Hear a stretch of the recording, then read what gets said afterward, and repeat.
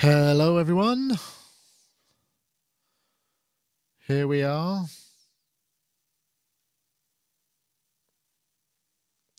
How you doing?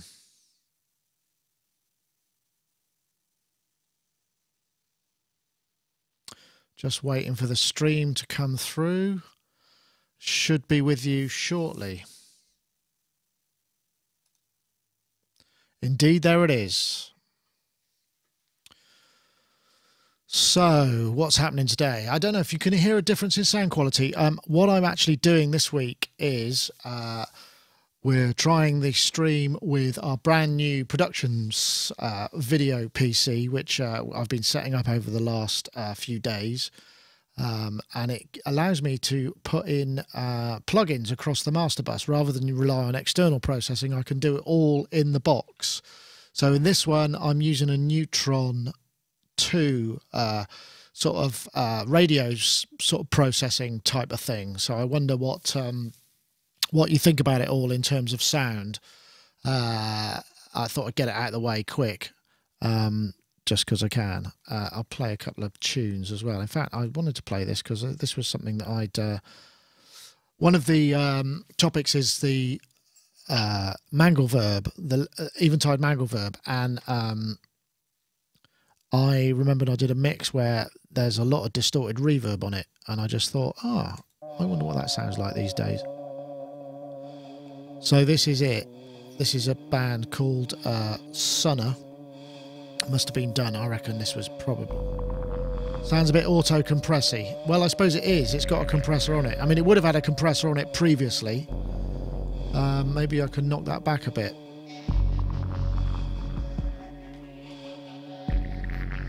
Come and see, darling, what I've got. I never wanted what I've not. You got me warning. Maybe take the ratio up a little bit. That's without it. That's with it.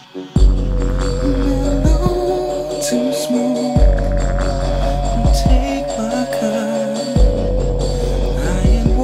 A tad low. I can't get any more out of it really. I mean, the master's all the way up there. Maybe a warning, but the chances.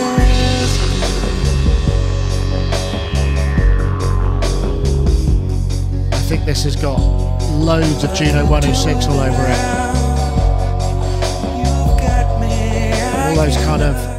All those particular harmonic filter harmonics are definitely Juno, and there's a load of MS-20. So addicted to burning.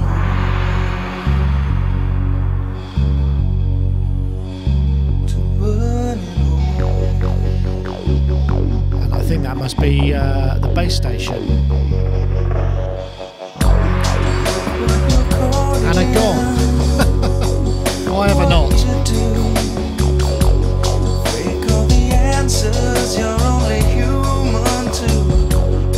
Doesn't sound like it's over.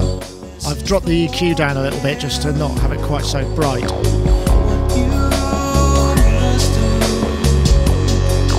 No, this track is ages ago. I don't know if it ever got released. Here's the distorted reverb coming up. And this is the Juno as well.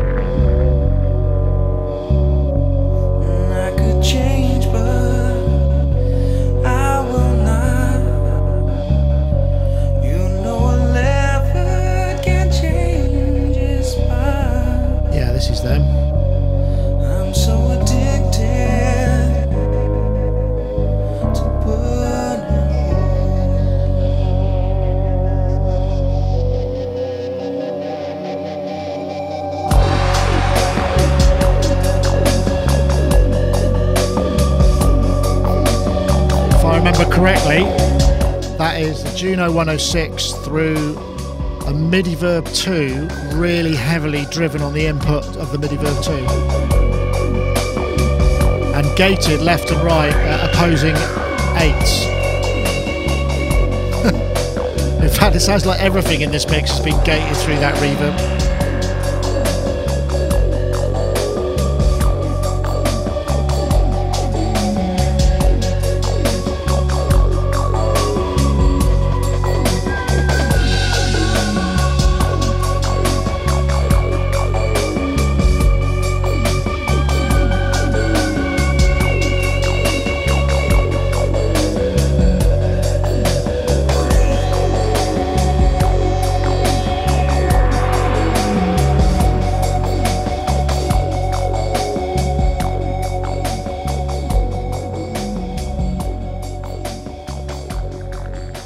No, he said addicted to burning holes.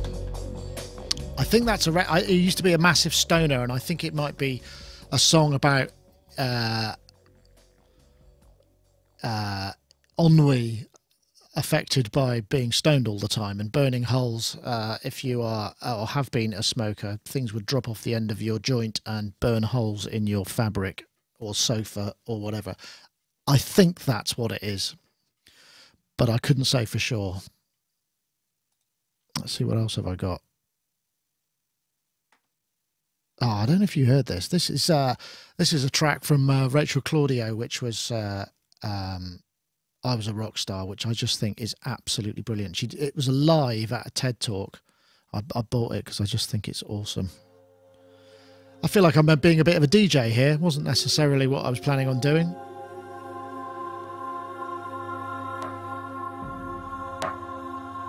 It might have been something I did, Gimp Boy, in my past.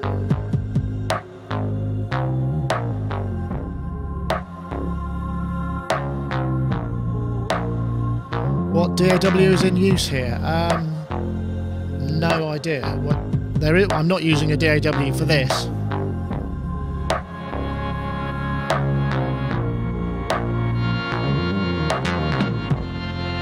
For some reason, this song just makes me want to cry. I don't know what it is. I think it's to do with the fact that it sounds like a kind of ode to a guy who maybe gave up his life on the road to be with somebody, and this is sung from the point of view of the person he gave it up to, who was also in the band, maybe. Again, I'm speculating. But just everything about it, I love her voice. This isn't something I did. I wish I had.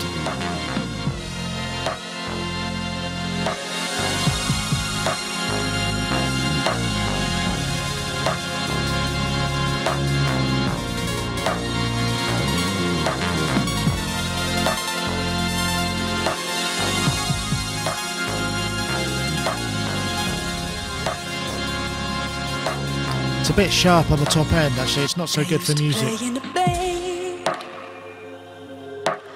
Broken down bus in the gas lane,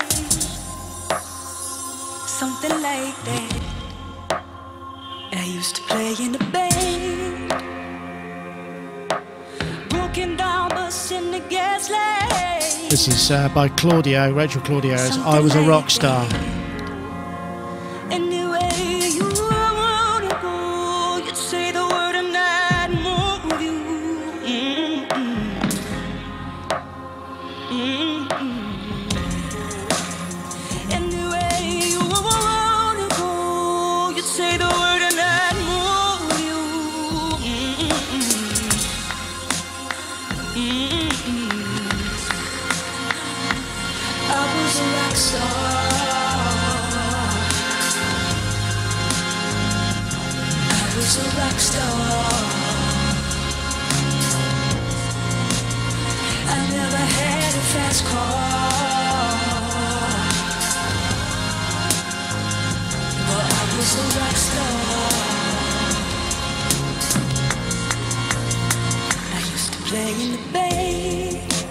Sounds like Shirley Bassey.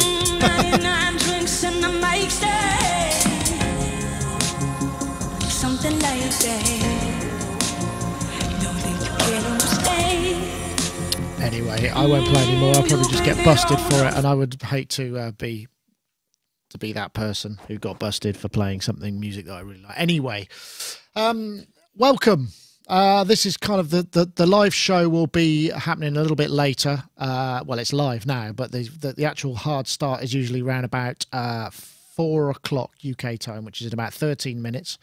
If you're watching on the sort of preview, do you see the? I said I was going to publish the Roland Boutique SH01A review, and that went out was it Friday? I think it was. Seems to have gone down really well. Lots of people interested in it. It's done like 15,000 views or something already. And I think it's just, or maybe it was Monday I posted it. It's only a few days anyway. So they're obviously a big appetite for it. Good little synth, actually. I feel like I'm talking into a vacuum. I don't know what the delay time is on the feed. Let me see if I can test it out. So it's if I go 1, 2, 3, 4, 5, 6, 7, 8, 9, 10, 11, 12, 13, 14, 15, 16, 17, 18, 19, 20, 21, about 21 seconds. Okay, that's about average. I'm just checking because we're using a brand new video streaming system, which is getting the video out there fast enough, but it takes a little bit of time to get that back out to the relays, because we send it to one point and it gets sent out again to YouTube and Facebook at the same time. It's called restream.io. It's very handy actually for single point to many.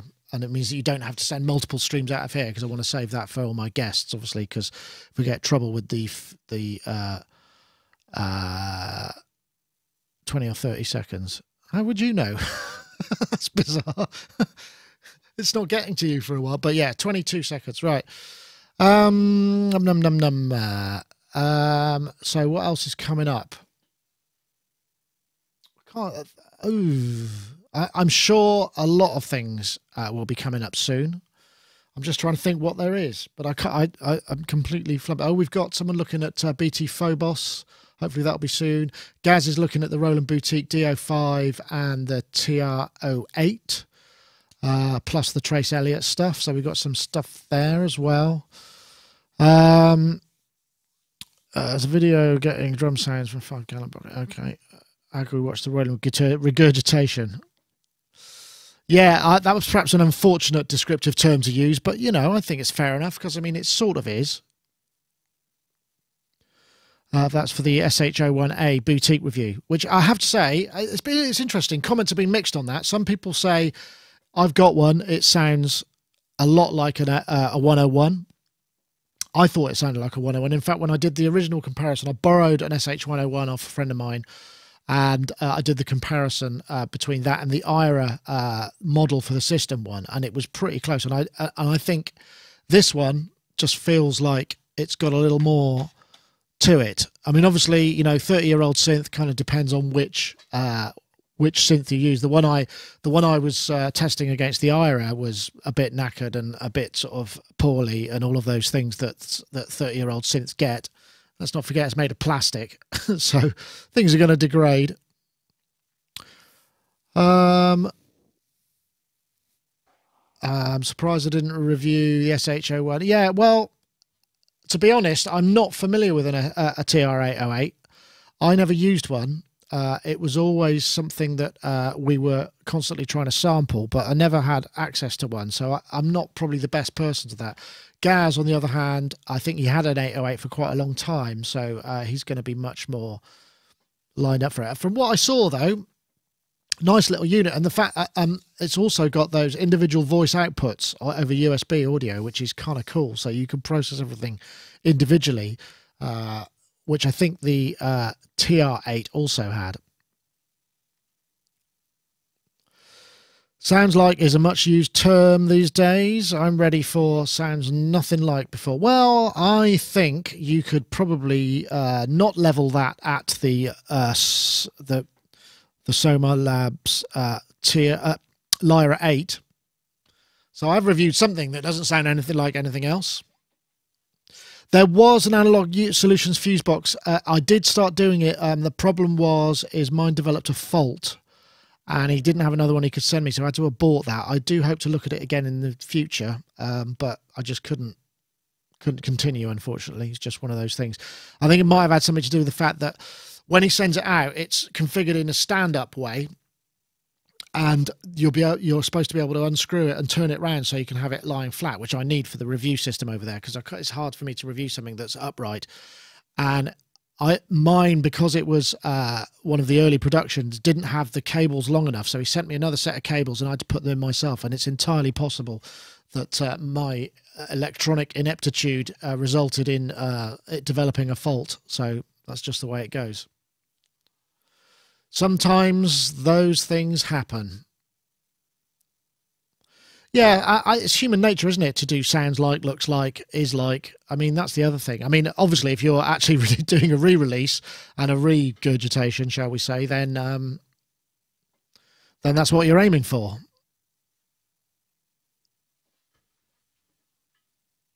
Oh, it's cold in here today. Cool. I'll have the heating on as well. It's really not warm. Okay, so we're waiting for a few folks to show. Just hopefully this system, like I say, I mentioned at the beginning of the program, this is running on our brand new video PC, which is considerably more pokey than the previous one. And the idea is not only will it be able to run the podcast really well, but we can use the same software to run the studio switch. And also record all the cameras. You know, that's the plan. But not only that, but when we come to edit the reviews or any of the video that we've done in the final render, and the problem is our machine was getting so old and tired. Well, it wasn't. I mean, it was still fine. But because we're dealing with HD video now, the render times were, you know, it would regularly take an hour to render 20 minutes of video. Whereas on the new system, hopefully it'll take like 15 minutes, which...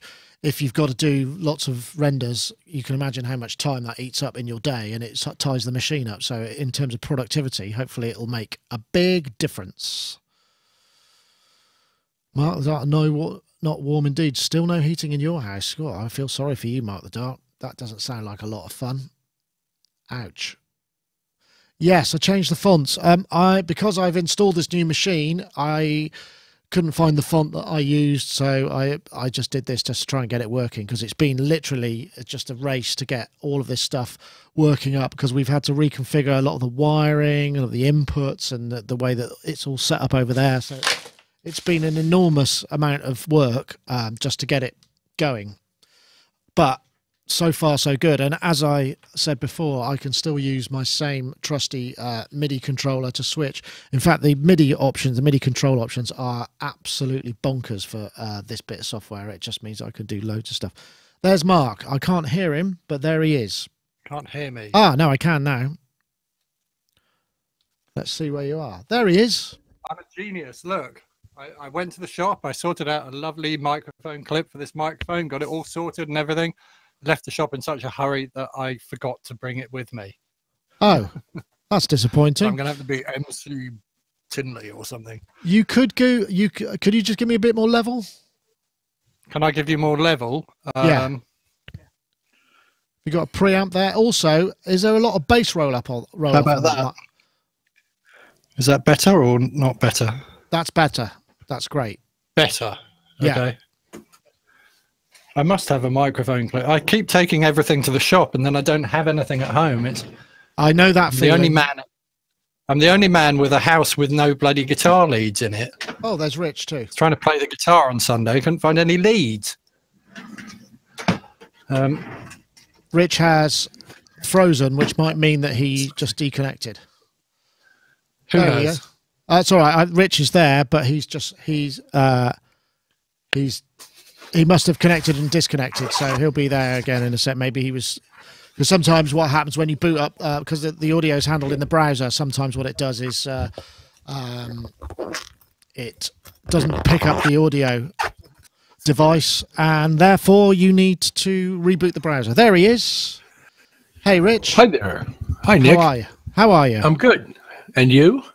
I'm not bad, thank you. This is we're doing this from our brand new video streaming PC, which I've spent the last 5 days building and configuring. Not building, actually. It came built, but that's been a learning curve. But boy, does it So it's the fly. thin ice today, eh? Does it fly? It really does. And the other thing that's really cool is this now allows me to run plugins across the master bus. So I've got an Isotope Neutron 2 sort of radio type preset across the final bus going out to the stream. And because it's in software, I can tinker with the presets. I can do all sorts of stuff to the main stream out. It's really clever, actually. So I'm very pleased that it allows me to do that. Cool. I think we have Gaz today. I'm just waiting for him to show up as well. But that's all right. We've got 3 minutes to go. And I know he's in the middle of a session. So, Mark, lovely to see you. It's been a while. Indeed. It has been a very long time, indeed. Yeah, let me just see if I've got any EQ across you. I'm not sure if I have. I had to kick a load of customers out just now. They'll come in about 4 o'clock. I think it's my busiest time. I was like, look, I'm leaving. And they were like, what? Wow. Oh, look, I've got a compressor here. So that's an EQ. So you said you want me to roll off the bass. No, I didn't want you to roll off the bass. No, I wanted it. It sounded like the bass was rolled off more than usual. It doesn't sound like a dynamic mic doing a dynamic thing. I could That's all right. in it like this.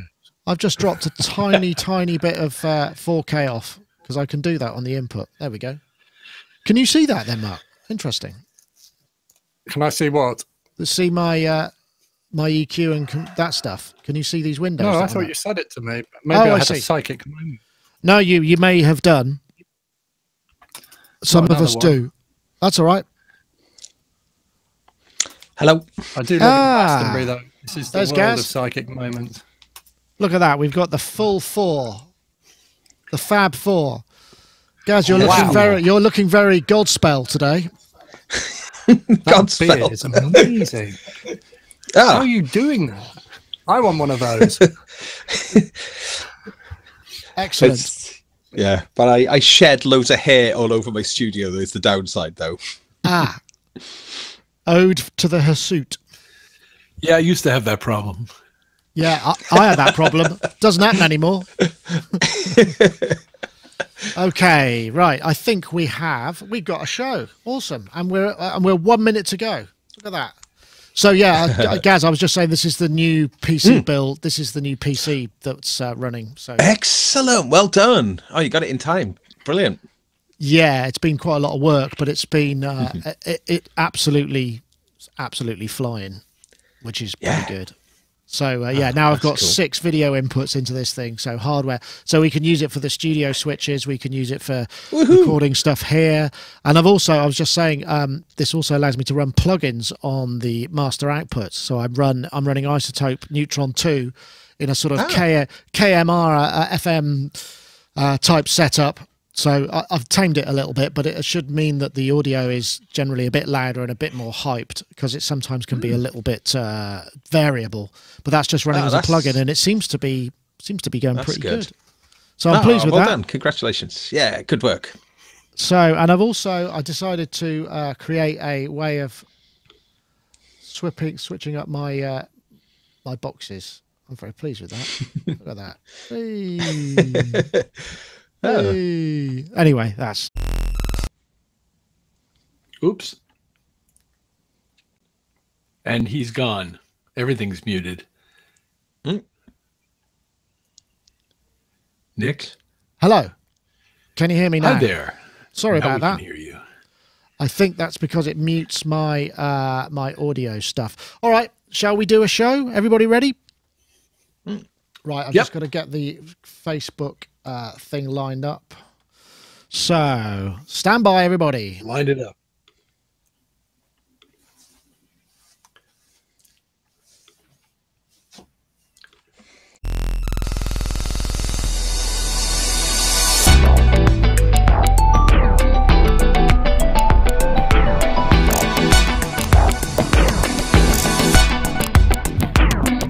Sonic. Talk. Hello, everybody, and welcome to Sonic Talk, episode 515, recording today live on Wednesday, the 29th of November. God, we're nearly into December. I cannot believe that. It is insanely... yeah, December is almost here. This is the Music and Technology podcast. We talk all about music and technology and controllers and software, all kinds of things. I don't know if the Facebook live stream is going. It seems to have gone black, but as I'm in the middle of it, we'll just have to wait and see. Anyway, so this is... I want to say hello to the people in the chat room. They're in the YouTube chat room. Hi, everybody. And also everybody in the IRC chat room there, which I've tried to reconstruct on the new computer, but it hasn't quite come out the same way, so I'm sorry if that's a little bit unfamiliar. I want to say thank you very much to our show sponsoring the competition, Isotope. We'll be giving away a copy of Ozone 8, of course, which is we're very pleased about. In fact, I'm using Neutron 2 on the output of this because we're streaming via our new streaming PC, and the plugin is across the master out. So hopefully that will kind of keep the level of it all beautiful and all of those things. Anyway, so let's say hello to a few guests. I'm going to start with you, Mark, because we haven't seen you for ages. Mr. Mark Tinley, Sonus Magus, running a kind of unusual music store in Glastonbury, and you just moved premises, right? I did. It's taken about 8 weeks to do it. But yeah, I've moved from the back of this kind of very strange little mews right to the front. So I'm actually bang on the high street now, which is nice. And it's changed the nature of the shop somewhat. So in that I've got all sorts of different customers coming in. Yeah. Has it? Has it actually meant you just get a lot more people in and sales are up and all of those graphs are going in the right direction? Do you know what? I've been running that shop for about a year and a half, and I've been in this. I moved into this shop on October the 1st, and November this year is the first month where I've gone over breaking even. So it must have made a difference because the rent's significantly higher in the new shop. So there must be enough sales to cover the rent and for me to even pay myself some money. So I might buy myself a gift or something. Woohoo! Well, awesome. Celebrate. So yeah, so it's good actually. It is really good. It's much more visible. The kinds of people who are coming in are much more willing to spend money and sort of looking at some of my cheaper guitars and going, is that the most expensive thing you've got? And I'm thinking, well, in the other shop, when I was hard to find, it was like, well, no, sorry, mate. 50 quid for a guitar, I can't afford that. Have you got anything cheaper? So yeah, it has made a huge difference. Excellent. Well, I'm very pleased to hear that, and always good to hear success stories going along the way. If you want to find out more about what Mark's up to, sonusmagus.com. We've got a slightly different font. I haven't moved all my fonts over to this new machine, so you'll have to bear with me as the continuity officer will be kicking my... Sorry? No, it's all right. It's not. It's quite... Don't worry about it. Right, honestly, it's all fine. Let's say hello to Mr. Gaz Williams as well. Gaz Williams there, gazwilliams.me, bass player, music technologist, and producer and mastering guy, all of those things. How are you doing, Gaz? Yeah, good, thank you. Kind of good. I went to grab my headphones earlier that were plugged into my Electron Analog 4 and pulled the headphones out. Oh, that one. Yeah, I can mend that for you. That's a nightmare. Yeah, you'll have to take. I can fix that. Bring it in. Too grabby. At least you didn't put it on the floor like you did with the microphone. Yeah, that's true. Well, Gaz, please have it. You're in the middle of a session, right? So what's your client doing? Having a prolonged tea break? Yeah, he's. Actually, we just ran off some mixes, so he's checking off mixes downstairs. So, yeah, it's pretty cool. So, excellent. Pleased to hear it. Anyway, and also we say hello to Mr. Rich Hilton, who is there in Connecticut. Rich Hilton, of course, keyboard player with Chic, and also mans the studio for Mr. Nile Rodgers, working at the highest level with the highest caliber musicians on the highest caliber records, I presume, too. How are you, Rich? Very well, thank you. Very Good. Well. I'm glad to hear. Has it started? I just discovered that these aren't working very well, so I've replaced them for the day. Oh, that's a shame. Figure that out offline. Offline. Oh no, that's a bit of a drag. What can we No, say? I mean I have to figure out what's wrong with the right side of those when I am not talking to you. Yeah, I know that feeling. There's lots of things that happen during a show where I think I must try and fix that, but obviously I can't. Like, for instance, there's no video on the Facebook feed, and I have no idea why that is. But hey, what can I say? It's just the way things go. I think we have video. Let's just see if we got video. Yeah, looks like we got video there. Anyway, so what I wanted to say was Black Friday, Cyber Monday, all of that stuff. You had Thanksgiving, of course, in the US. Everybody had a bit of a break, which is nice. It seemed like a frenzy. We ran a blog, and there was a lot of interest on it. First of all, did anyone buy anything on Black Friday? I'm going to start with you, Mark. Did you go for a Black Friday deal, which, even though is supposed to be a one-day sale, seems to just last for ages, right? I nearly did, and then I didn't. I was going to buy myself a new iPhone with 64 gigabytes, and then I just went, I don't really need one of those. But I've been bombarded with them, these emails. Yeah, they're everywhere, aren't they? The day before Black Friday, Black Week, Black Weekend, and then there's what's Cyber Monday? What is that? Because that seems to be the Monday after Black Friday. I have absolutely no idea what it's for. It's just something somebody made up. I went and lived in America for a bit in the 1980s, and at the end of the 1980s, I remember the Black Friday sale and people kind of queuing up outside electronics stores for hours and hours and hours, and then buying huge TVs for $1 and stuff like that. And they were just basically clearing stock, and it all kind of made sense to me. But we seem to have lost the plot on it a bit, don't we? It's just like... because it's become a global phenomena when it was really an American thing, and then it's just kind of, I don't know, why? I guess it. January sale, almost. And also it sort of kickstarts that, you know, retailing is something that it ebbs and flows. But yeah, okay. Anybody else? Rich, did you make any purchases for the holiday sales season? I did. But I don't think any of them related to any of the things we, talk about. I bought a Christmas gift. I bought some clothes, things here and there, but nothing related to software or any of that stuff, even though there were a lot of really, really great deals.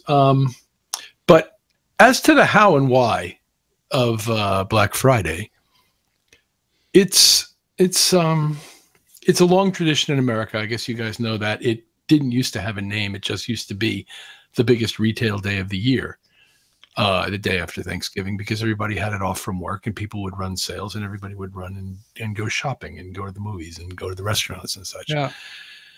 I guess I see that it's been adopted elsewhere, and the simple reason why is because they see that it's successful here and they want to make money too. And as Nick points out, it elongates the holiday buying season, which is for most retail businesses a huge part of their yearly income. So anything they can do to elongate that season is productive for them in terms of business. So that's how and why. Yeah, it makes a lot of sense. It seemed that there were a lot of software deals, weren't there? I mean, I was kind of fishing. I was trying to find as many because in previous years, we've done this for maybe 3 or 4 years now. In previous years, there's been a lot more hardware stuff. And I think possibly it's because people aren't stocking as many things, so they're not having many things around to hold, in stock to try and shift. Apart from the really big retailers, there were a lot on Sweetwater and the big guys, but in terms of sort of maybe the smaller ones, there didn't seem quite so much of it. And I don't know, maybe that's one thing. But I'm just trying to think if there's any. Let's see, Gaz, did you make any unwise or wise purchase? No, God, you resisted. No. Yeah, there were some really good deals that were in America only. That was a bit grumbly about. I was quite interested in Moog Minotaur because that looks really cool now, especially with the recent update. But that was on. There were some really good deals over at Moog actually. Moog 30% off. Yeah, they were doing. Yeah, so yeah, I thought that was pretty cool. I'm a little bit overburdened with things at the moment.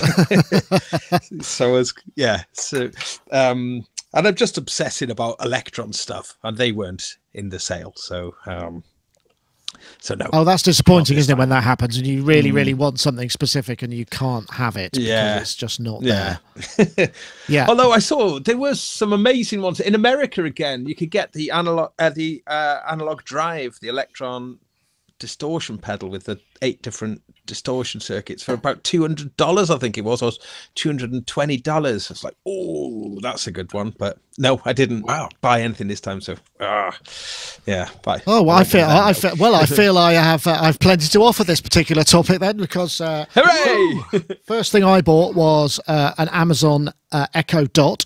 Actually, I shouldn't show this because I bought this for my daughter for Christmas, and I thought I'd set it up and see how it worked. And it's actually pretty cool. I think it was Amazon said it was the biggest selling thing, and I also thought that I do it for research, because when I came over to see you guys and we said play Sonic Talk, it said it couldn't find it, so I submitted it. You have to submit your podcast to TuneIn, and then it becomes part of it. So let's just try that. This would be very meta, wouldn't it? But sadly, Alexa, play Sonic Talk podcast. I could not find a program named Sonic Talk. Yeah, so that was that. No. So that was that, and I don't know why it is, because it's there. So, but what I have been doing is listening to audiobooks, so I can just sort of say, "Oh, play my current audiobook," and it knows where I am on my phone and just carries on listening to it. And then when I get home, I can listen to it on my phone. You know, all that sort of stuff. So I'm still trying to figure out what it can be useful for, and all those things. I also bought a second Sonos Play 1 speaker, which I haven't opened yet, because I got one for the house and it's really good, and they went up quite a lot of money, and they were doing a 25% off, so that's what I did. So I did avail myself of some Black Friday stuff, but yeah, it was very software heavy, but I suppose that makes sense because it's easy to promote. We did do a little promo on t-shirts, which I think is now over. Unfortunately, I was going to try and plug it on the show, but I realised I didn't have time to set up a new campaign and what have you, so that was good. Anyway, so Black Friday's done for the year. I don't know how a lot of these sales go on. I know Universal Audio are doing one right through till 12th of December, where they're introducing a new deal every day, or the 12 days of I can't remember what it is. And there's lots doing a Black Month. But yeah, I'm not quite sure what it was called, actually. I've forgotten. But they're doing plenty of deals there, and they've got, as we know, lots of plugins. So it seems to be very plug-in heavy, and that's good, because I hopefully it means that people get a bit of a bump in their own sales. Anyway, let's get on. Let's try a topic.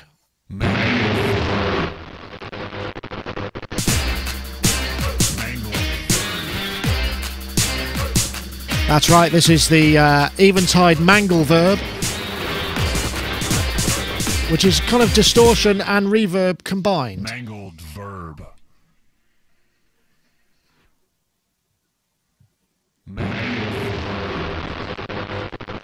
I mean, those are fairly extreme examples. It's hard to know exactly what you might use. Essentially, it's taken from the H9 plugin series. What they seem to be doing is they take favorite algorithms from the H9 and they're bringing them out in plugin form in kind of packaging, which is actually a fairly smart thing to do, because as we know, Eventide are all about the algorithms, and they generally repackaging them and turning them into other products. And I think the thing is, let me have a look. I think it's $49, so it's still pretty cheap. And some of the examples are much less extreme and more interesting. And I think it is an interesting thing.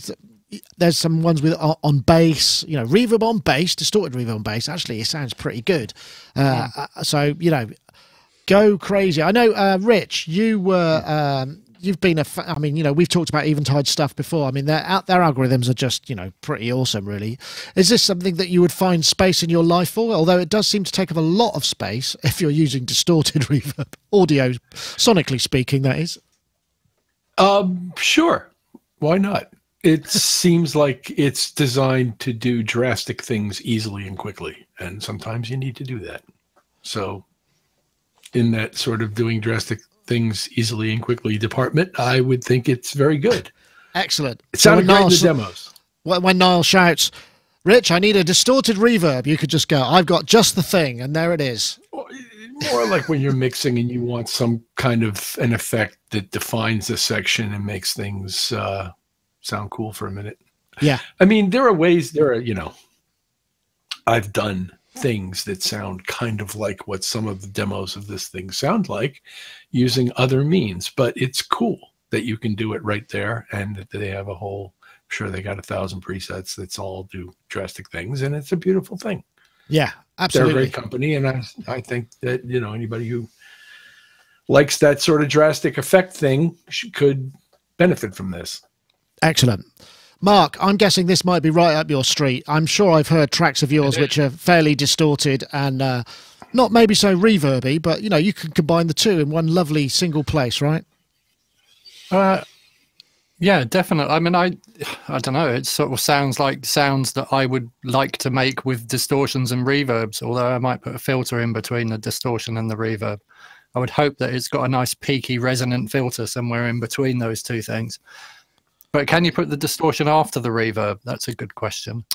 And I don't know. I mean, it makes it very simple for somebody that wants those kinds of sounds to access those kinds of sounds without learning how to do plug-in chains and all that sort of stuff, I suppose. So, and I think it should be called manglioverb, shouldn't it? It should be pronounced manglioverb.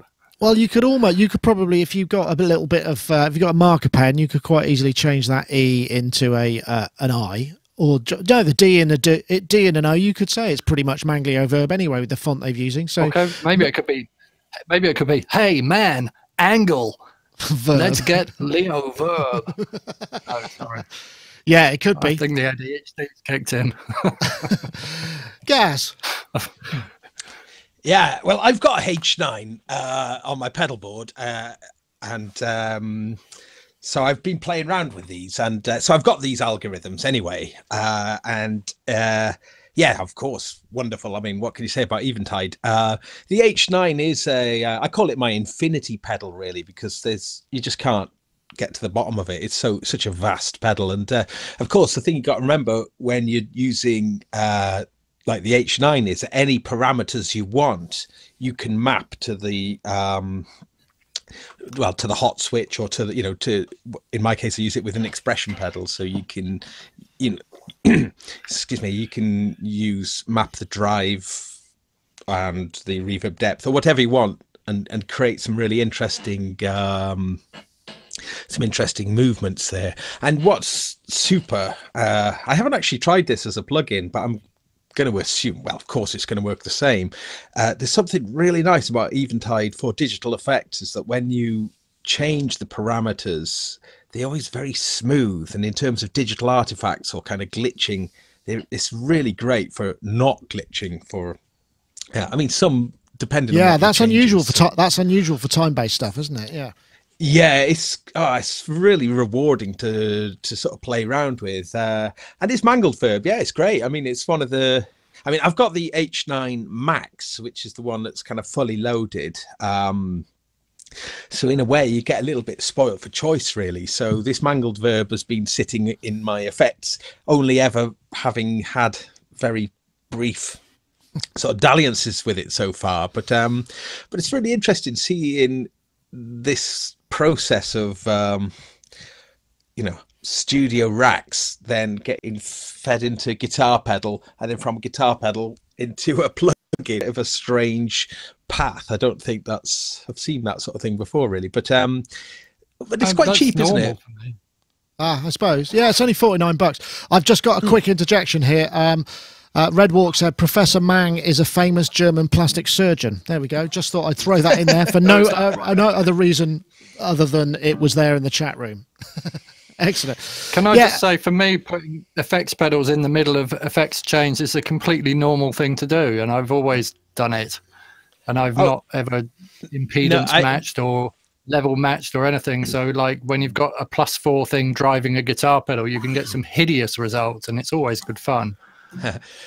What was meaning, though, Mark, I think was, in terms of developing, it's something that's available just in rack units. Then it gets turned into a, in terms of product and marketing, it gets turned into a pedal, and then from a pedal it then gets, because I think originally, is it from the H3000? Yeah, I would think so. I think so. Oh, right. Yeah, okay. Right. So it's just this funny.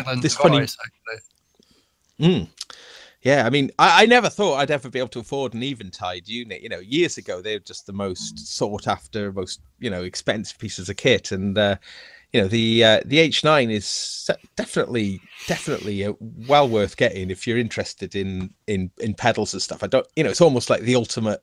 Well, I think it's the ultimate digital pedal. And when I'm doing sessions, I use the I've got the iPad editor. So I have a music stand set up. I have the iPad editor sat on the music stand. And that's where it's really great then, because all those parameters, you're not having to bend over and fiddle with it. You just got them there. It's really good. Really, really, really good. Love it. Does it connect? It connects via Bluetooth, doesn't it? Is that right? Connects via Bluetooth, yeah. And yeah, it's great. I mean, some of the more recent algorithms.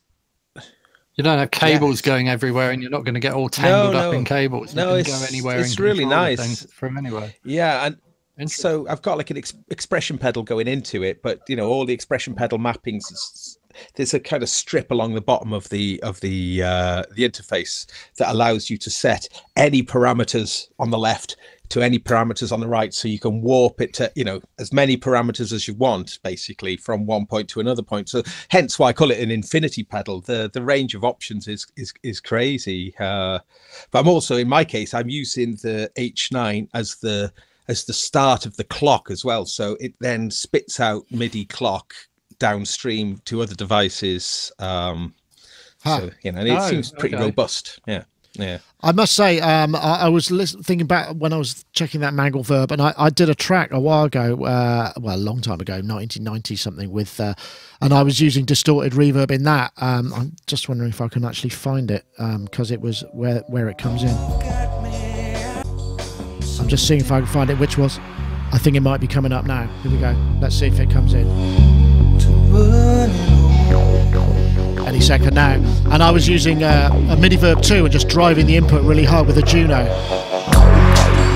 That's not it. Hold on, I'll find it.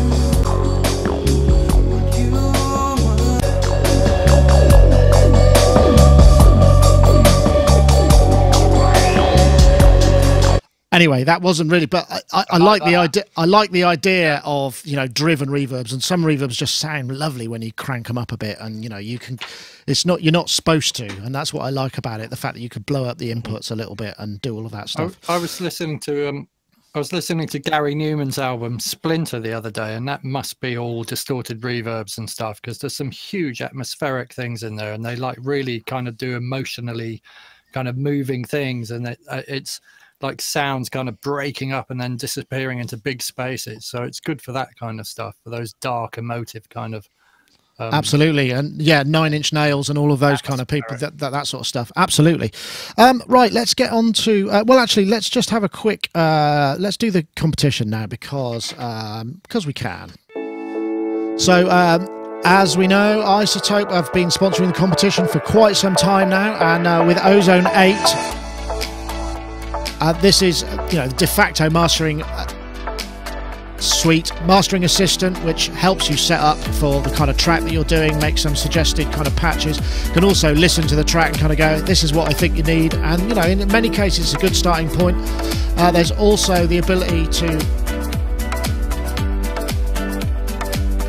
create tonal balance. Tonal balance allows you to visualize kind of the ranges of frequency bands and where your mix would sit in it if you're trying to aim for a certain sound. Maybe you're trying to compare it to another track, which you can also do from within the plugin, which is also very powerful and gives you just sort of visual guideline of how to do that. You're also able to link it up to other instances of Ozone running in your session, or Neutron 2 running in the session too.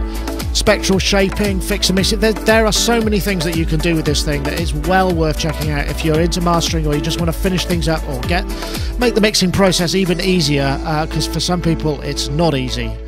Jump right back into mastering. There we go. In fact, I would like to point out that this show, I'm running Neutron 2 across the master output, because this new software that we've got allows me to run audio plugins to the stream. So the stream is being processed through Neutron 2. I've gone for a sort of FM radio kind of sound, which I can tweak away. But anyway, you want to check out Ozone 8, you go to isotope.com/ozone, and there's, as ever, there's I think it's a 10-day download demo, unlimited demo, that you can check it all out. And we got a competition for you this week. I'll start with the winner from last week. Last week we had we asked you to tweet intelligent mixing and Ozone 8, and we have a winner. It's called a guy called Bjorn Asserhead, who is on Twitter handle Bjorn _ Asserhead or Asserhead, I don't know how you pronounce that. And he said, time for some intelligent mixing, Ozone 8, Isotope Inc, Sonicstate. So congratulations to you. If you want to get in touch, you will be have a Ozone 8 bestowed upon you. I think that's the right thing to say. And we got another competition this week. We're looking for Max Your Mix is the tweet hashtag that we're looking for. Max Your Mix, one word, and the hashtag Ozone 8 to @Sonicstate and @Isotope Inc. So if you want to win a copy of Ozone 8, I'm tripping up my words, you want to tweet the hashtag Max Your Mix and the hashtag Ozone 8 to @Sonicstate and @Isotope Inc. And once again, we thank them very much for their competition sponsorship. Let's get on to this one. This is what happens when you send a bunch of synth heads from Erica Synths in this case and have a chat with Jean-Michel Jarre. And it's actually it's quite long form, it's about 30 minutes, and it was quite an interesting chat. It covers a lot of things. So I think this is in his studio, unless it's in their studio, in which case very impressive. But I think it's his studio. It looks like he's got some kind of, is that an SSL? Looks like it might be an SSL. Yeah, sure. Like from the modular. The concept. I just want to explain you what this is all about. And he talks a lot about technology and about how it influences music. And I thought it was quite an interesting chat, actually. My first source of inspiration in my life since I was a student is the gear. I mean, the technology and the instruments. So obviously it's a very long video, so I won't play it all, which is another one of my catchphrases apparently. But some really interesting points, bro. I don't know if any of you had the chance to watch the whole thing or any of it, but if not, I'll start with you, Rich. So nice little video, nice, he's informal, and I mean, there's a lot of jamming in it as well, but just some interesting opinions about it. What did you make of it? I quite enjoyed it, even where I didn't necessarily agree with what was being said. I quite enjoyed it. Seems like a very nice man. Some interesting insights, some interesting approaches. There were moments of Spinal Tap, absolute moments of Spinal Tap in this thing. There were also moments of creative brilliance in this thing. He posits that he almost comes out and says that electronic music is a European phenomenon. And as much as I have enormous regard for the contributions, early contributions of both Germany and France and the UK too, and basically all of Eastern Europe and Russia, and he cites a whole bunch of places, and I just don't think you can discount the fact that both Buchla and Moog were American.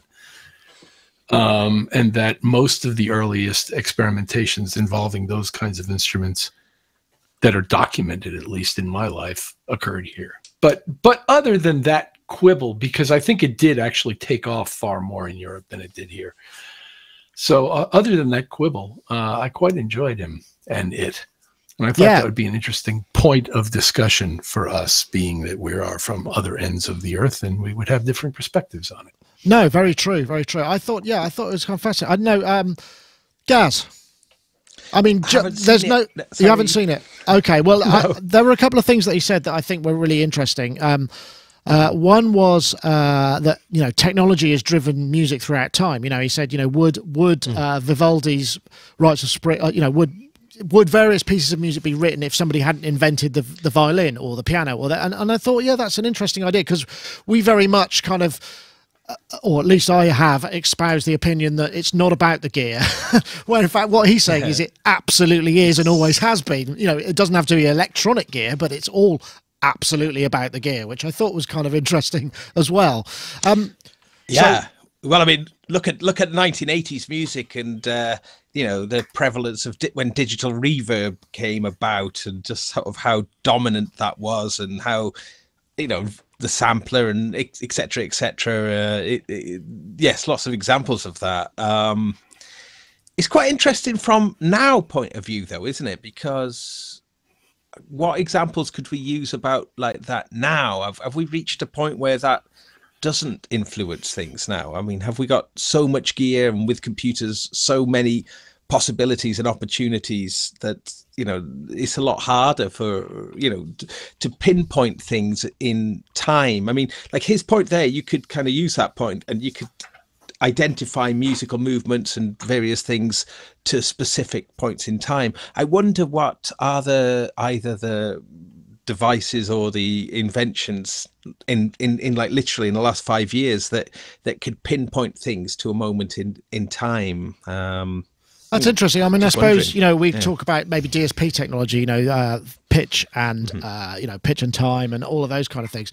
I mean, Mark, did you get a chance to see any of this? I didn't have time to watch it, I'm afraid, no. Yeah, it was 30 minutes, I guess, yeah. Sorry, I can't serve you now. I'm watching a video, yeah.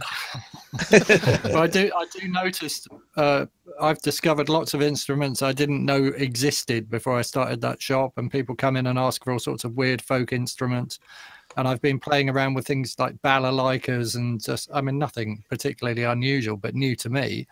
And actually, each one of those has its own form factor, and each one of those definitely dictates to a degree the style of music that you can play on it. Although I have invented slide balalaika, I think, like blues.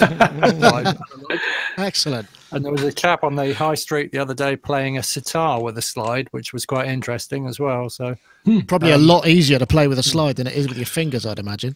Yeah, but so perhaps traditionally we follow a certain path when we pick up an instrument, but if a new instrument comes out, then I'm sure that the form factor must dictate that the direction that instrument goes in, because there'll only be a certain amount of possibilities. It's not as if it's not as if something has infinite possibilities, is it? Like it's a mechanical instrument or an analog instrument. It's going to be like constrained by its physical properties, I suppose. Yeah, that's true. I mean, although I suppose you could cite the guitar. The evolution of the guitar and what can be done with the guitar has been. They're archaic things, aren't they? Why haven't we evolved that further? Well, no, but it's the processing of it that has become contemporary, and obviously electric guitar amplification, rock and roll. I mean, Chuck Berry and amplification, all that sort of stuff. Oh, sure. Yeah. So, I mean, the thing I notice is things like the tuning pegs on a guitar are evolved beyond the tuning pegs on a violin, say, but they're still completely archaic. This whole idea that you've got like this metal twisty thing and a brass cog, I mean, it's just rubbish. We've got, when you look at automotive technology, you look at like modern cars and some of the innovations that go into modern cars. Why aren't guitar makers going like, oh, look, that's a clever thing. Why don't I introduce that into the guitar world? And I don't know. It's such amazing. There is one there, and we're still stuck with these little brass cogs that just go wrong. And it's, come on, catch up or do something. There is a little bit of car design. Sorry, there is a car design bass guitar crossover. Actually, there's so Vernie Ball Music Man have got a model called the Bongo, which is a bass guitar, strangely enough. But the Bongo was designed by BMW. And the designers from BMW approached Music Man, said they want to design a guitar for, and it's interesting when you look at the Bongo. I mean, the Bongo was probably about 10 years old now or so, but there's a lot of design cues which are just lifted straight from the BMW sort of design sort of lexicon, if you will.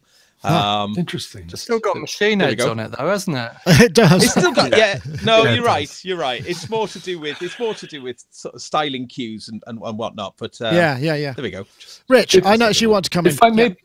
If I may bring it back to the Jean-Michel Jarre interview, because Mark remarkably stumbled onto something that is one of the main points that he made that I thought was great, which was, he made it right at the beginning too, about how with electronic instruments as well as with acoustic instruments, you have to put in the time to establish a relationship with that instrument so that you develop a personal voice in the use of that instrument, which I know Mark knows because he's got a personal voice on a lot of instruments. And I thought it was one of Jarre's best points, is that that doesn't begin and end with acoustic instruments. It's true of synthesizers too. Just leaning over and hoping to get the right thing out of the wrong synth is not going to work for you. You need to know what they do and what they sound like. That's true. And the other thing he mentioned, that he's very much comes from a sort of mono background, mono synth, monaural, and he really likes that kind of thing. And in fact, he goes back and talks a little bit about some of the stuff that he did, obviously when he wasn't using the string machines and what have you, where he built things up from lots of layers of mono thing. I have to say also, isn't he? I mean, he looks great. I was thinking, how old is Jean-Michel Jarre? In fact, exactly. Hold on, Alexa, how old is Jean-Michel Jarre? Jean-Michel Jarre is 69 years old. Can you believe that? Whoa. Is he? And I found a Wow. use for my Alexa as well. 69 years old. I mean, yeah, he's looking pretty good for his age. So I don't know how he manages it. Maybe it's close proximity to all that sort of radiating electronic equipment for 45 years. Probably not. I don't know. Preserved. Yeah.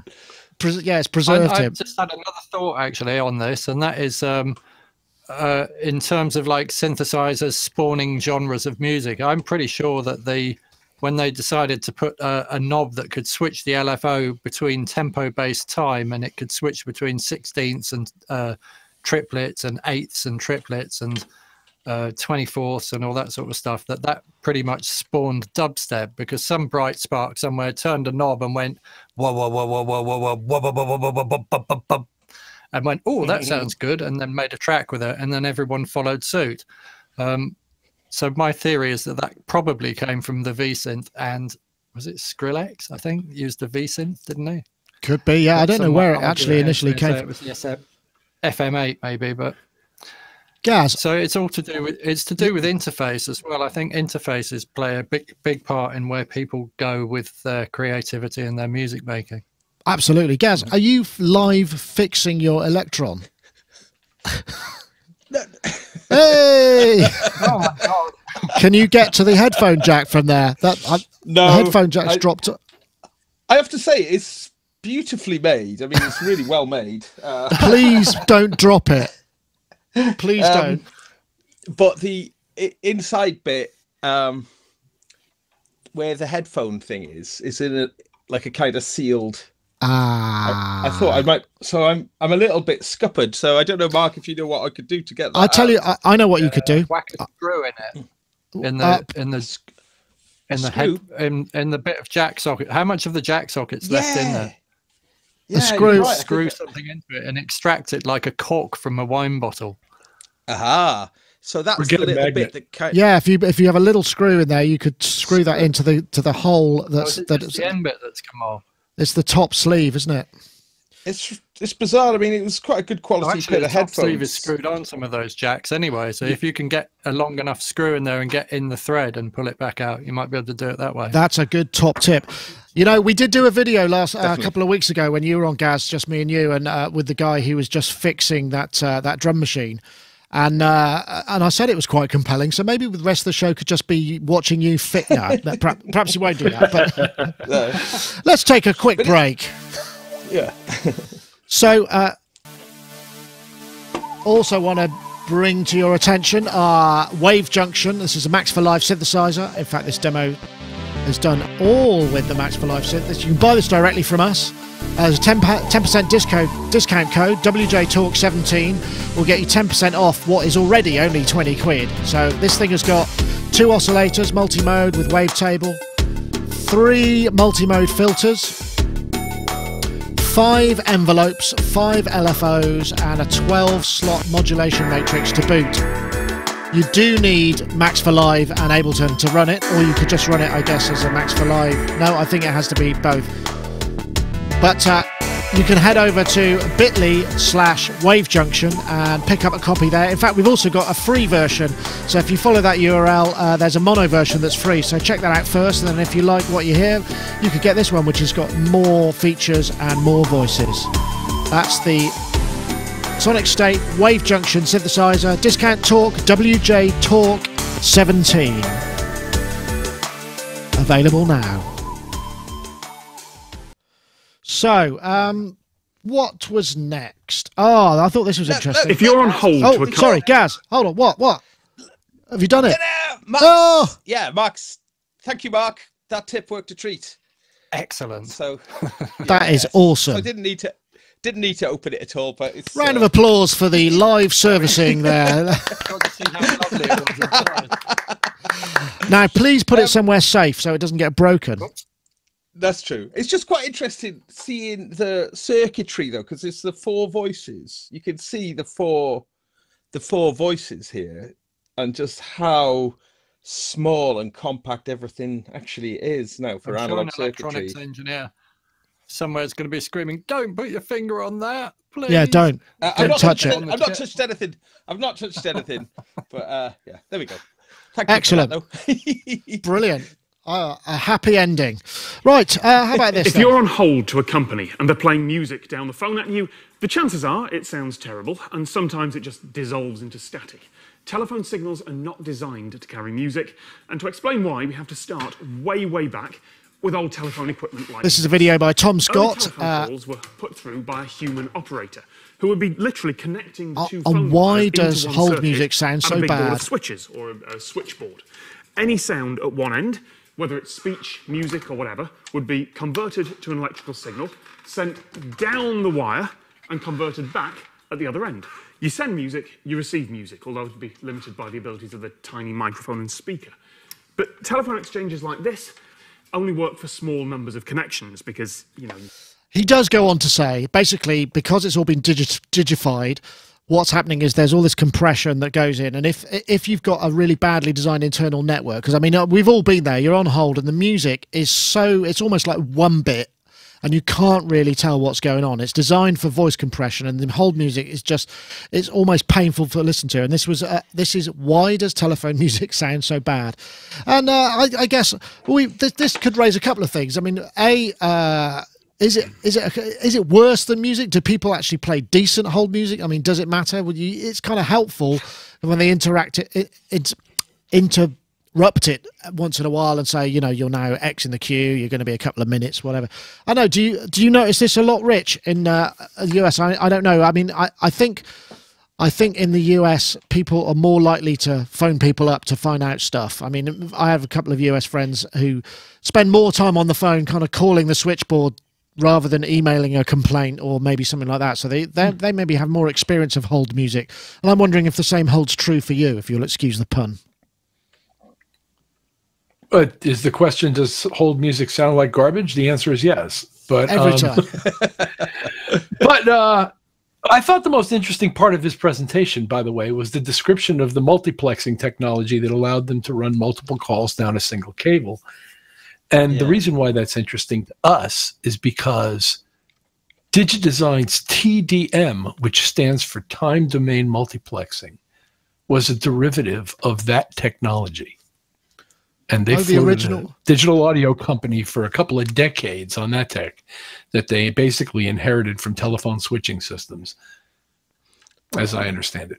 Interesting. As it was explained to me by the guy who claimed to have brought it to them.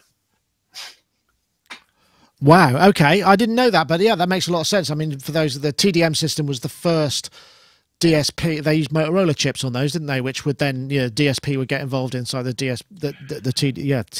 being the first. But something about the multiplexing of the data was I think what was sort of nicked from the telephone industry and put into use. Now, I could be oversimplifying or even getting this part of that wrong, but I do know the TDM came out of phone technology, and that multiplexing is the technology that this guy in the video is describing as way past that first patch-to-patch phone system that we started with and got us to where we are now. That sounds like crap. If you think about it, that entire Pro Tools TDM system was built around Motorola chips, wasn't it? And Motorola are a telephone company. So I wonder if that's true. Something to do. I think there's a clue there. It could. No, you could be right. You could be right. I don't know.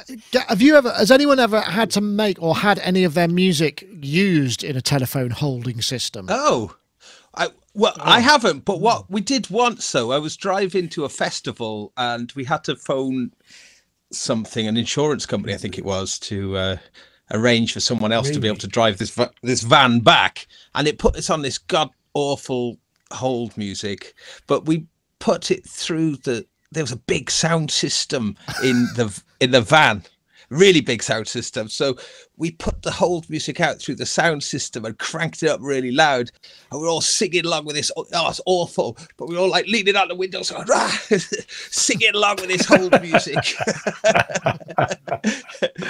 Which but that's I think that's about the only thing I can think of. Great story. But, what I would say, though, is Tom Scott, in this video that you're showing, he doesn't really do music very often. Sometimes a little bit, but he's just one of these people who just manages to find interesting stories out of everything. He's really good. One of the best YouTubers out there, I think. He's a very clever guy. He's constant, and he really researches things to the nth degree. Yeah, very cool guy. Yeah, I can see that. He's a former presenter of Gadget Geeks on Sky One, apparently. Yeah, I don't know, Mark. I mean, it sounds like hold music could be subverted somewhere. There's got to be something that can be done to sort of, do you think that part of it is if you make it as unpleasant a process as possible, people won't ring up because they just can't bear to listen to it? I mean, it's got to be a certain deterrent aspect to it as well, right?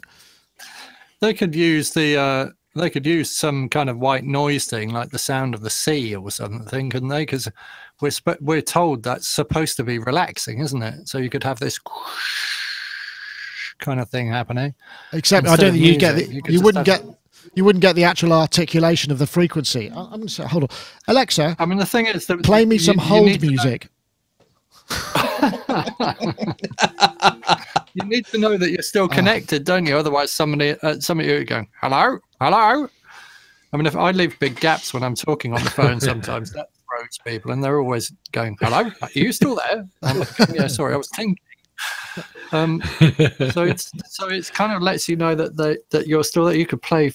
What about farmyard animals? So you could have moo. There needs to be some kind of sound to let the human on the other end know that they're still, being catered for or whatever. Yeah, I suppose that's what it serves the purpose.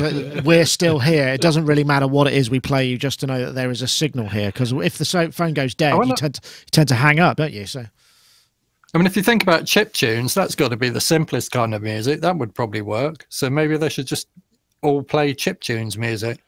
Yeah. Make it twee and Japanese. But I think there's a really big license, isn't there? Because I mean, if your music goes into a pool that's licensed, because I mean, presumably they download a kind of hold music pack, to these large systems, and it just kind of on Wednesday it plays Sade, or on Thursday it plays, my ambient noodling or whatever. I don't know. I guess there must be quite a lot of money in it, although it's perhaps not. Imagine becoming a hold music millionaire. That would be that'd be bloody. I didn't remember something. Hold on, Gaz. Rich is just going. Sorry. I'm sorry.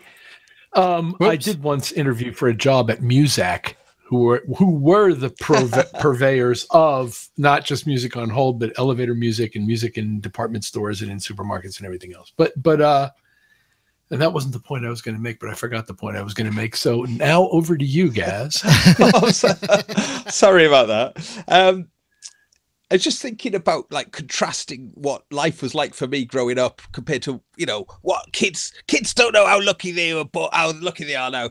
We used to go to the telephone box, and there used to be a service in Britain. If you just dialed the numbers 16, it would play a current. It would just play one song, and I think they would be maybe a different song every day, or it might have even been a different song every week. And you could pay, I don't know, 10p or 5p or whatever, and then to listen to a song. On the phone. We'd all be in there, 4 or 5 of us in the phone box, all trying to listen out to this song. But usually we didn't have any money either. And when you dial it, you'd get the first maybe 10 seconds before the money beeps would come in. So we used to just dial one. We'd go into the phone box every day, all around, just to just to get a little tiny glimpse of a current song. Yeah, wow, that's what life was like for me growing up in a little village in North Wales. That was thrilling. When I got my first cassette recorder, it had this horrendous kind of ceramic microphone on it, and I used to record music off the television when Top of the Pops came on, and I used to record music off that thing, and it was called Dial a Disc, wasn't it? And it was I think so. 116 or something. So 16. I do vaguely remember that. That must have been the beginning of my recording career, not when I was. Oh well, I'm glad we found some ancient technology that reunites you in a sort of bizarre kind of way. Yeah. Okay, let's go to this one because I see that time is marching on. What about this then? new piece of hardware in development from Soma Labs, who are the people who made the Lyra 8.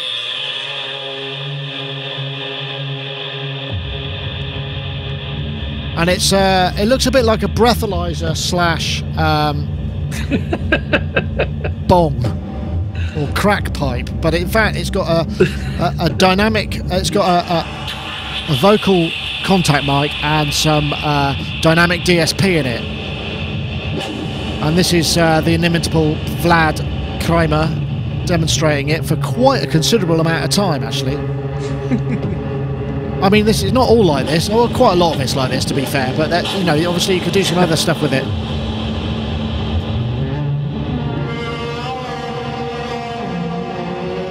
So in case you were wondering what Soma Laboratories are up to, if you remember I reviewed the Lyra 8 a couple of weeks ago, and lots of people really dig it, and it just sort of struck me. He's a very creative and interesting guy. And it got me thinking a little bit about why more voice-driven technology isn't kind of being adopted, you know, hasn't really kind of resonated. You know, we're quite happy to buy an app on an iPad and hit some pads and sound a bit like this or that or the other, but the voice is the most direct route out of your brain and into the outside world, and something like this would mask it enough, presumably, to not feel self-conscious about the fact that it's your voice, but you are obviously going to stick it to your face. I'm going to start with you, Gaz, because I know you're a big fan of the of Vlad and also the Lyra 8. What do you think of this? This looks fun, but might be a bit weird. Yeah. Well, it is weird. Oh, I think that's what they do, though, isn't it? It's Soma. They make kind of devices to make kind of weird stuff. So I think, yeah, brilliant. Yeah, and I think your point is really interesting. It's something I'm always experimenting with myself, really, and with the rig behind me, I've got I can route the microphone certainly through lots of things, and you're completely right as well. Just being able to. Just the amount of sort of timbral variation you can get with your mouth, it's you know, what a great oscillator it is, really. So yeah, more things to do with using your mouth, and yeah, kind of yeah, I think this is really interesting. Is there pictures of what the actual device? It's all like kind of bit hidden at the moment, isn't it? Do we know much more about? Let's have a look. I've got the web page up here. The pipe, but yeah. That's kind of it. Yeah, so it's all a bit of a mystery. I mean, you can sort of make it out there, but obviously it does look a little bit like some kind of imbibing device or post-imbibing device if you were thinking it was a breathalyzer. So as a box with a tube on it. So I'm not quite. Yeah, I don't know what it's going to look like, which might actually, as we know, impact the. Well, I like. I've been experimenting with. I've got like the TC Helicon voice live thing here, and you can do like real time auto tune with it. So if you plug the microphone in and put the auto tune and set it to be, you know, aggressive with its auto tune, and then just put all sorts of sounds, you know, with the microphone, just put all sorts of sounds through it, and then the poor old auto tune is just trying to sort of pull it into kind of some sort of, you know, to pull it into key somehow. And that's really cool as well, I think, is you know, so not just with your voice, you know, any sound, just scraping or bang, you know, just, or anything you can get a little bit of a tone out of, and then sort of trying to real-time auto-tune. So that's a lot of fun. Interesting idea. I mean, yeah, it's definitely worth trying. You know, because it leaps around and it tries to lock on and tries to pitch it into things, and you know, and the more obtuse the sound you put into it, the more it goes a bit crazy and gets some very interesting sounds. Actually, yeah, you get the same sort of effect when you try and pitch track in an MS-20, and you get those kind of artifacts that make it kind of interesting. Yeah, that's great. That in the MS-20, I know exactly what you're talking about. Yeah. Sort of follows. Yeah, I mean, I know Golfrap used it quite effectively on Lovely Head, and they used to use it live as well, and it was very unpredictable but great fun. I know, Richard. I mean, it's interesting, isn't it? Because lots of people can sing, but do you think it's the fact that right? Well, I can't. Could you introduce me to some of those people, please? Oh dear, having trouble with vocalists? I can't imagine a man of your caliber does. No, well, certainly not in our band, but no, I just thought that was an interesting opening salvo, as most people can sing. Oh, really? I don't know what to think of this thing. I don't even know what it is. I can't tell. It looks like a crack vape to me. Does it make interesting noises? Yes. If he had a megaphone and a pedal board, would they also make interesting noises? Absolutely. So I'm not exactly sure what to make of this thing. I really can't tell. He certainly can make a wide variety of interesting noises with the thing. It might be handy to have it a jam now and then, especially late at night after a few. Yeah, I take your point. Somebody in the chat room said it sounded like whales mating, which I thought was hilarious. Yeah, there is a sort of humpback element to it. Pipe has absolutely. 8 different. Just to give you some details, Pipe combines a unique vocal contact mic with dynamic digital processing. Has 8 algorithms: Orpheus, Filterra, Reverb, Pulse, Bass Drum, Octava, Generat, and Harchol. They're trying to get it to around €500. I know, Mark. Again, this reminded me a little bit of some of the sounds I've heard on your recordings. In terms of just the kind of processing side of it. Something this looks like something you need to stock in your shop, right? Yeah, I would actually. I would definitely would. When it comes out, they'll have to send me a few or something, and I'll put them on display. Where am I going to go with this? I think that music teachers are responsible for everyone thinking that they can't sing, because the number of people I meet who turn around to me and go, "Oh, no, I can't sing. I don't sing in tune," or I've got what's it called, cloth ear, or the number of people that say that compared to the number of people who really can sing, which is probably most of us, because unless you actually have something physically wrong with your inner ear or your ear, the probability is that you can learn to hear pitch. They're just, people are just not confident with their voices. I mean, imagine that I've been doing a course in Bristol, and in the course that I'm doing on Sundays in the adjacent room, there's a lot of African people come in for a kind of a church thing, and everyone in that community sings, and nobody in that community thinks that they can't sing. So it's probably a British white thing. It's probably an American white thing, maybe a European thing as well. Although, don't you get Germans with the humpa, humpa, humpa, doing all that business? I haven't heard much of that. Thing. We need to re-educate people from birth, maybe. And I'm 54. And I went to Gaz's house recently and sang through all of his wonderful electronics and stuff. And my story about myself is that I'm not really that great a singer. I said it good. Come on, Gaz, you're meant to go, "No, you're brilliant." He did. He said that. That was good. I thought it's regardless of whether I am or not, I still have a confidence issue with it. Do you know what I mean? So Alexa, is Mark fishing for compliments? Yeah. And then I need to know, and I'm going to go to the other place that I was going to go with this, and that is I made an accidental discovery. Gaz was talking about playing things through the Helicon, and I made a horn thing for somebody in the shop, and he wanted something he could sing in and get a synthesizer sound out of the other end of it. Unfortunately, I didn't realize the man has a falsetto voice, so he can sing really, really high. And I put a bass synthesizer pedal inside this, connected a microphone to it, so he could sing up to a certain thing, but he can sing about 7 notes higher than this thing can track. So in my experiments to try and work out how I could get his voice an octave down so that I could get all of his range covered by this thing, I started playing my iPhone through a Behringer bass synthesizer pedal. And then I kind of tweaked it and made it sound like a 303. So it had got like this kind of squelchy, kind of resonant square wave kind of thing going on. And that is really interesting, because it's like it invents these kind of bizarre sort of acid house style bass lines to absolutely anything. So you can put everything through it.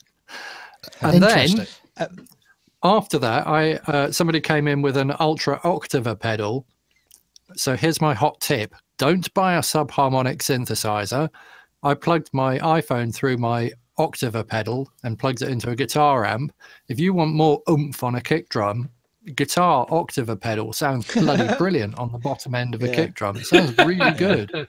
It sounds equally as good as a DBX 120 or whatever those things were that we used to use. They were expensive in the 80s and everyone had one.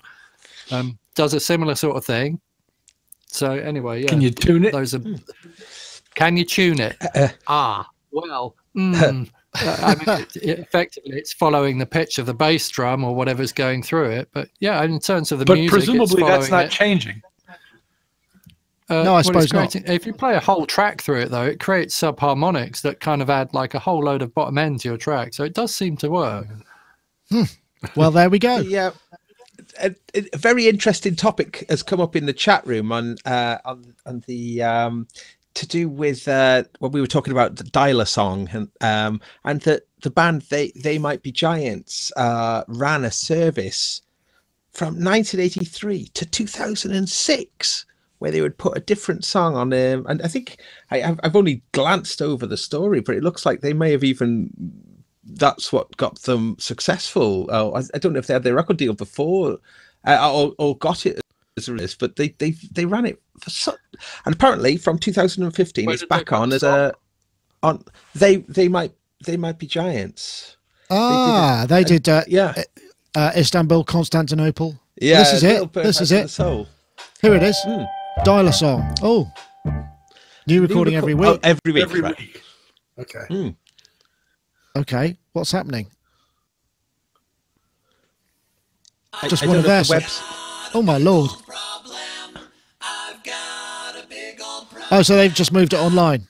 Interesting. Yeah, they moved it online, but they did it as a phone thing from 83 to 2006. Regular phone call to a Brooklyn number, and it consisted of an answering machine, which would play a song, or it would be like demos, jingles, or even previews of studio tracks, often with a studio message by the band. It's cool, though, isn't it? That's a nice little really story. Nice idea. Yeah. So they did this for a very long time. Wow, 20 years. Stopped doing it, was it? Or was it not I don't related? know. Well, it was in the US, so I guess it would have been a different... Oh, what fun! So yeah, I just thought it was worth mentioning because it's come up in the chat, and yeah, quite interesting. Oh well, thanks for that. I think actually, does anyone want to do the touch foot thing, or are we? That is quite. I am quite interested in that. Okay, let's do it. This is called Polyexpressive, and it's a MIDI foot control, which is just a surface that you kind of program and print out your own buttons. And it just got MIDI out.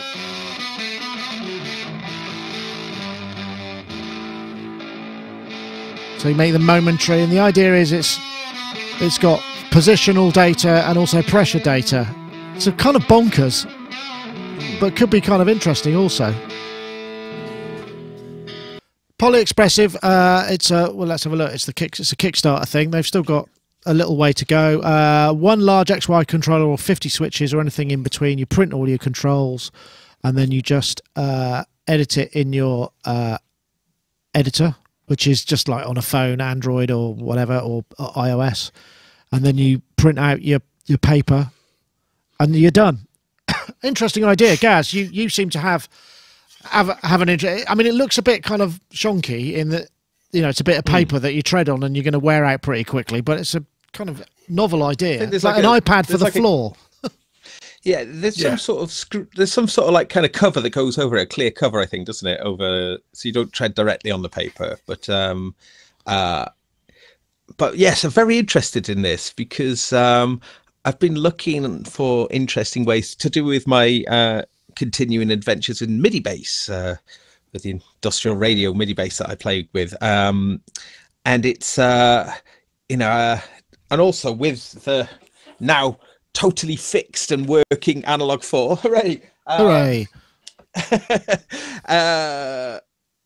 Things like the Analog 4 are brilliant in that you can do all sorts of interesting MIDI mapping to it. So the combination of that and that could be very interesting for MIDI bass. Obviously, when you're playing MIDI bass, both your hands are being fully occupied. So it's like down to the feet. I've got a MIDI foot controller that I'm using at the moment, but that's just using the expression pedals. And although that's quite nice, this looks like it could offer a really interesting extra dimension to it. I mean, I've been toying with the idea of getting a Keith McMillan, one of the soft steps or one of those things, possibly as a possible other solution for it. But I've always found that the key step, I've always found that the Keith McMillan ones are a little bit small, a little, but so this is quite the opposite, isn't it? It's a very large, large. It is. I suppose I wonder. I wonder. You know what? Because I mean, the first thing I did was I just went here and I said, didn't Behringer make like a MIDI foot controller? And this is the FCB 1010, which has got 2 pedals and whatever, you know, that many switches, which I'm guessing you can program up, and that's only about 100 quid. Yes. Whereas and durable, and that's the polyexpressive is 329. I don't know. Does it seem like a problem looking for a solution, or is it the other way around? A solution looking for a problem? The thing you just showed offers tactile feedback in the form of the switch tops and the pedals themselves, whereas this iPad on the floor concept offers absolutely none. I have remarkably little use for this thing, and I think its best feature is that being that it's already on the floor, when you slide it into the future Doorstops Hall of Fame, it'll just get in there really easily and quickly. You don't even have to lift it up. Well, I have another thought. I mean, you could use it as just a pad. But I'd like to see Gaz blow me away. You could just have it like a pad here that you could just kind of use, you know, upright with your fingers. It doesn't have to be your foot. I don't know. Mark, is there a problem with getting effects on guitars that I don't know about? Did I miss this memo? Yeah, I don't know. You talk about a solution in search of a problem. I mean, really? No, zero tactile feedback whatsoever. You're playing through the toe of your boot. Yep, that's a fair point. Yeah, Mark, I mean, and this is. Oh, sorry, Mark. Is this? It's all right. Go on. They can all interrupt me. I've been doing it to them for the whole bloody thing, haven't I? So go on. Well, the delay's different on this system, so it's excusable. It's just that thing about. This is one of the problems with a Kickstarter, isn't it? It's like, you know, I've got no idea of how sensitive, how easy it is to use. You know, is it, you know, can you vary how much pressure there is necessary? There's so many questions, and I'm just not sure that Kickstarter is the best thing for this, because I think it's certainly the type of thing I'd want to try first. It does respond to position and pressure, apparently. Yeah, but given that you operate, but how much? Yeah, but I mean, I just don't know how much control you've got over that, you know, and if you could vary the sensitivity. I'm assuming that you can. But that's a good question. I think it's gloriously ironic that you operate it with your feet and it's on Kickstarter. Excellent. Good one. Good one. Well, anyway, if you want to check it out, I mean, there's 39 days to go. What, Mark? Hang on a minute. Sorry, Mark. I do beg your pardon. Oh dear. I think I agree with Rich, actually. I mean, I've got lots of guitar-oriented, foot-pedally sort of things, and the one thing that I was using for a long time was a Line 6 floorboard, which looks very much like that Behringer thing, and you can program it, and it's the longer floorboard, the floorboard Mark II, I think. So it can either plug into a pod, or you can plug it in your computer and you can program it so that all the buttons do different things, and you can see the buttons and feel the buttons when you put your feet on them. And it's got a wah-wah thingy on it, which is very easy for expression because we've all grown up with those things as guitarists. This thing looks to me a bit like a whack-on pad, isn't it? Oh, yes. They've taken a whack-on pad and then just stuck some logo on the top of it. I remember that was all the rage for a while, wasn't it, for music creators? Whack on pads. Yeah, gosh. Yeah. Yeah, you had to have it with your Pro Tools system, didn't you? And it didn't really... It was a bit too latent. Because, of course, we all needed to be drawing waveforms in our DAW, didn't we? If we remember. Of course. Yeah. To fix somebody stuff. on Tomorrow's World tried to tell us that was going to all be possible. I'd be able to draw the sound of a cello on a screen or whatever. You have to have a steady hand. The other thing I noticed about it is it's in Melbourne, Australia. So if I sign up for this Kickstarter, what happens when they come to mail it to me? Do I have to pay the postage from Melbourne, Australia, and the import duty and the VAT when it lands in this country, or is that already in the price? That is a good point. Because what seems like 200 quid could suddenly very easily end up being 400 quid, couldn't it? Yeah, that's a good point. And this Australia, yeah, it's a big import duty on things from Australia as well, isn't there? So that could well be the case. And how durable is it going to be? I mean, if you're going to be stamping on it in gigs and stuff, I mean, it really has to be super, super tough. But I've watched doesn't it, you as play. well? I reckon you'd break it really fast, Gaz. I've seen you playing. You need those man pedals, those big chrome ones that you've got that are kind of robust and indestructible. I can't imagine that would last 5 minutes with you. That's it. That's the thing. Again, it's just like that's the problem with these Kickstarter things, isn't it? Just that that it doesn't really exist. It's just a Have you bought anything off Kickstarter that's worked out though that you hadn't seen and then you got it and it was brilliant? Good question. I've tended to be disappointed. I like the chord bot. I think that's really good. That was on Kickstarter. But I know a few things I've had off Kickstarter I've been a little bit disappointed with. And I do wonder if that is partly because being a Kickstarter, you are part of the R&D team, rather than a end user. It does feel a little bit like that, doesn't it?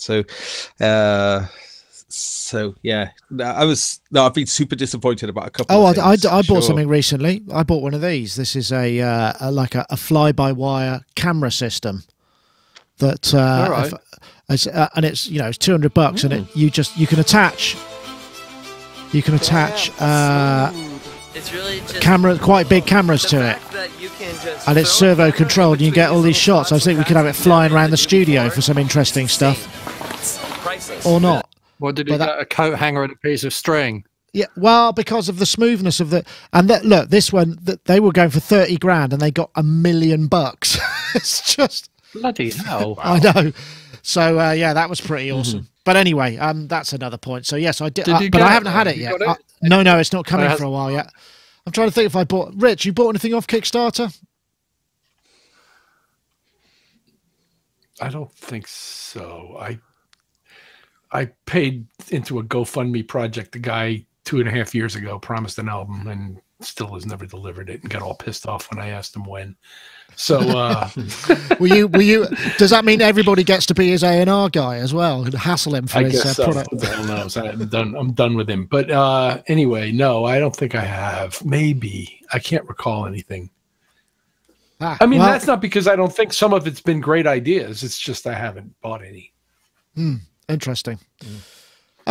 Anyway, Gaz, have you bought anything off Kickstarter? Did we ask you that question? I can't remember. You asked me, but I said that. Yeah. Oh, no, you didn't. That's right. You're disappointed. I kind of want to have a rage against something that I got, but I better not really. Okay. Maybe save that. Hold that thought for another time. Okay, I think that's probably it for this week. It's been it's worked well. The technology's held up well. It seems to be all good. So thank you very much, everybody, for joining us. Don't forget, we do have the Isotope competition. If you want to enter and for a chance to win Isotope Ozone 8, we're looking for the hashtag MaxYourMix and the hashtag Ozone8 to @Sonicstate and @Isotope Inc. That's the hashtag MaxYourMix and the hashtag Ozone8 to @Sonicstate and @Isotope Inc., which is a Twitter competition. That's it for this week. I want to say thank you to our guests. Thank you very much, Gaz Williams, for joining us. It's been a pleasure having you aboard. I hope your session continues fruitfully. Yep, I'm off to play Hammersmith Apollo on Friday, which I'm really excited about. That's a bit of a dream for me because that's a great venue that I've never played before. Yeah, it is. Have you played it, Rich? Yes, I have. You have? Ooh, yes. Sometime in the last few years, actually, not that long ago. There's a famous stairway on the side on which the Beatles took a famous picture when they played there. So as you're walking up the alleyway on the side of the theater, as you're going towards the street, you'll see this stairway where the Beatles took this picture. There we go. So cool. you know what to do then, Gaz. Yeah. Yes, well, many people have.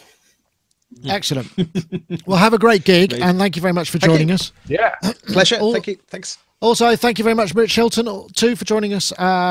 We hope to see you again very shortly, and I hope you have a good, productive weekday and rest of the time that you have to be productive. The rest of the time, I hope you rest up and have a non-productive time, if that makes sense. Thank you. Thank you. The pleasure is always mine. Thanks, Nick, and everybody. No problem. And also, thank you very much for joining us, Mark. It's been a pleasure to have you. I must come to Glastonbury and visit your new shop. I really must make the journey, but just so far, just been busy. So good luck with all of that. It is really good fun. I really absolutely love being a shopkeeper because nobody can fire me for being rude to people. So I experiment with saying things to people just to see what kind of reactions I can get, and it's just I've got to start recording some of it.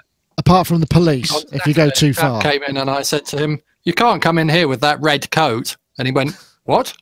I said, "You can't come in here. No red coats are allowed in here." And then the conversation just went sideways from there. But it was good fun. That's funny. And he didn't know whether to take it with a pinch of salt or not, and then we eventually evened out.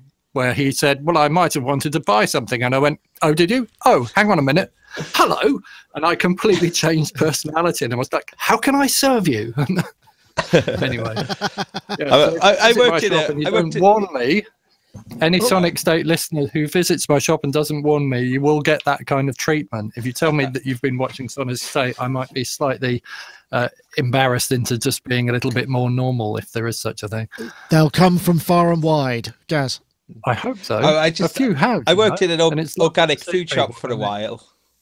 I worked in an organic food shop for a while, and I really shouldn't work in places like that at all, because it's just you do just stupid things. I can't believe I never had my head kicked in, actually, because it was just things like that. But I think one of my favourite ones is this woman came in and she said, we'd actually sold out of eggs, and she was looking for eggs, and she's going, "Oh," I said, "Where's the eggs?" I said, "Oh, no, we haven't got eggs anymore. What we've got is we've got this little tincture. You take a couple of drops under your tongue, and then within a day or two, you start producing eggs which are pretty much indistinguishable from chicken's eggs."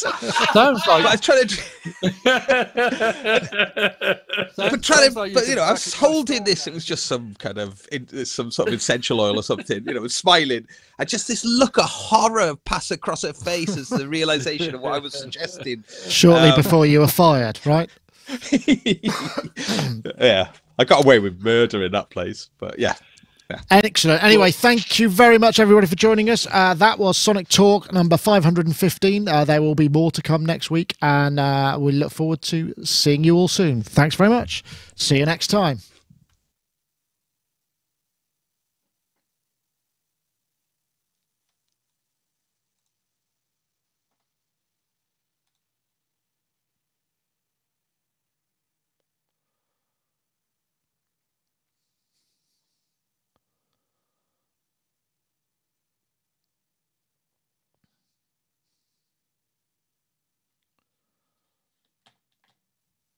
Okay, I have no idea whether I have no idea whether or not this is working, because I can't see anything on the Facebook screen, so I don't know whether or not we've stopped the show. If I press finish now, maybe that'll be the end of the stream and it'll be about right.